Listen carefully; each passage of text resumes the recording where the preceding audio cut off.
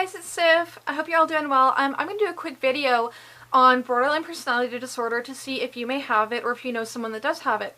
So I'm going to go through the criteria in the DSM-5, which is the diagnostic manual for the American Psychological Association, go through the criteria and explain what each of the criteria mean. So to meet these criteria, to meet the diagnosis, you have to match 5 of these criteria out of 8. So you have to fit 5 out of 8 of these criteria, and I'm going to go through them one by one and explain them.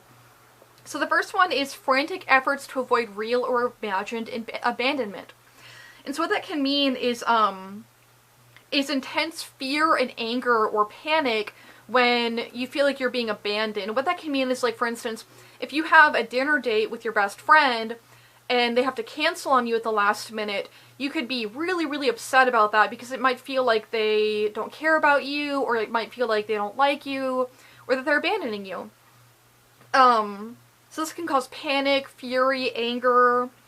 Also, under this criteria is a fear of being alone. People with borderline cannot tolerate being alone often, and it makes them very uncomfortable.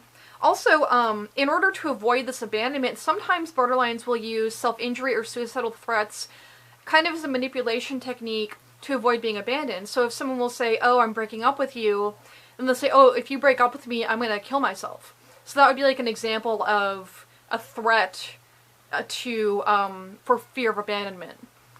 So that's number 1. Number 2 is a pattern of unstable and intense relationships. So, for example, this would be like if you get a partner, like a new boyfriend or new girlfriend, and you're instantly in love with them, and you tell them everything, and you want to spend every moment of the day with them, and then suddenly you don't want to be around them anymore, and you may hate them, or you may not want to be around them, because you feel like they don't meet your needs, so they're not there enough for you, they're not there, they don't love you. And then you would get another boyfriend or another girlfriend and keep switching and go back and forth, and this can happen with friends or family members. The black and white of I love you or I hate you, like I love you one second and then I hate you next second. So that's a borderline diagnosis. 3 is an identity disturbance characterized by markedly and persistently unstable self-image or sense of self.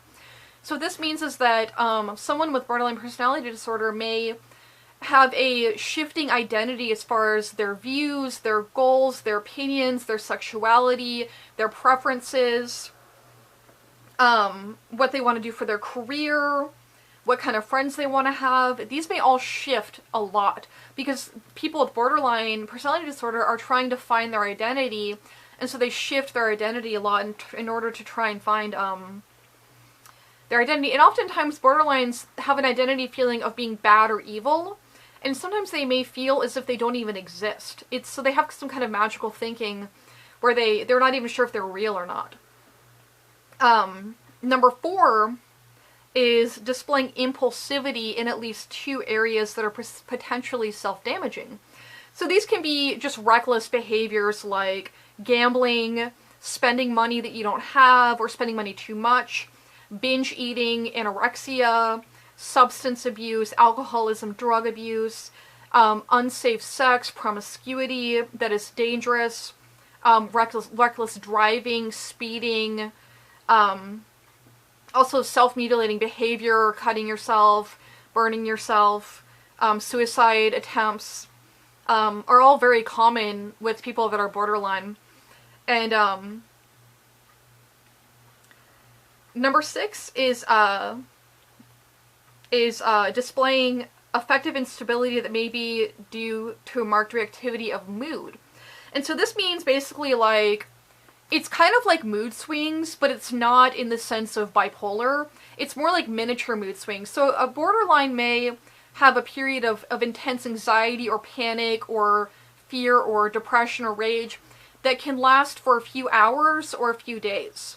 And this just can, normally this comes from, it stemmed from a feeling of abandonment. So if they were to have an experience where they felt abandoned, then they may enter one of these episodes of dysphoria that can last a long time and be very upsetting. Number 7 is chronic feelings of emptiness. Now this is kind of hard to describe, but I guess, that's what it is just feeling empty, feeling like you're a shell, feeling like there's nothing inside of you, bored, and alone and just like a shell. There's nothing inside of you. And the last one is, actually, there's 9. So number 8 is, intense anger.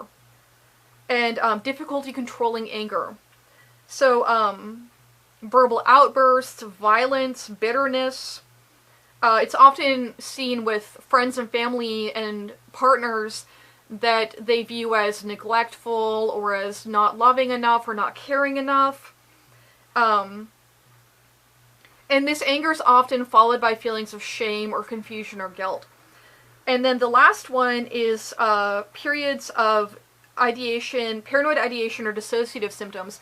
And this one is kind of the strangest one, because what can happen to a borderline is that they can have something called dissociation or kind of transient paranoia, which is where you feel as if you're out of your body, or you feel like you're not really in reality. And it's almost like you're not really sure what's real or not, but it's not in a schizophrenic way, it's in more of a confused way. Because you know that reality is real, but it feels strange. Something feels very off. And you can have some paranoia. Like, I know for me, I've had paranoia that people could read my thoughts, but this is only, typically, these periods of paranoia and dissociation only occur under extreme stress. And so it's not really a schizophrenic thing, because it's not constant, and it's only during extreme stress that borderlines feel this. So, yeah, those are them. There's 9 of them, and you have to fit 5 to meet the criteria.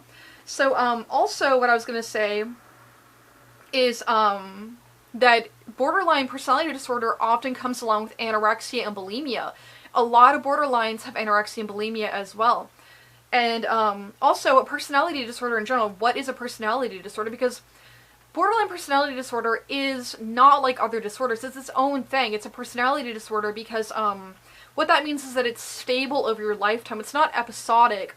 Like, you can have a depressive episode and then come out of it. Borderline personality disorder stays the same over your life.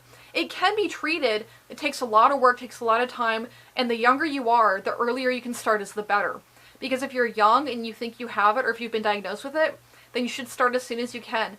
Because the longer you wait, the harder it is to fix it.